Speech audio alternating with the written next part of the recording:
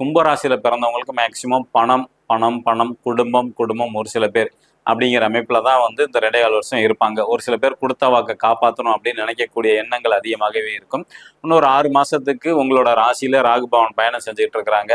அதனால உடம்பு வந்து கொஞ்சம் உஷ்ணமா இருக்கிறதுக்கான வாய்ப்புகள் வந்து அதிகமாக உண்டு.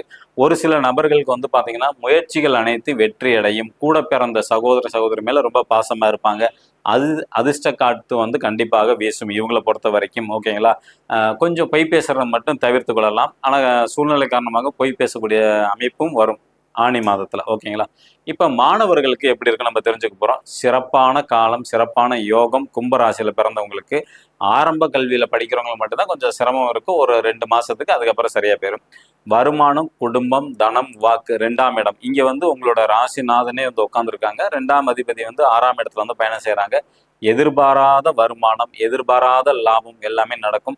இருந்தாலும் குடும்பஸ்தானம் அதிபதி குரு பகவான் 6ஆம் இடத்துக்கு போனதுனால குடும்பத்துல சின்ன சின்ன குழப்பங்கள் வரலாம்.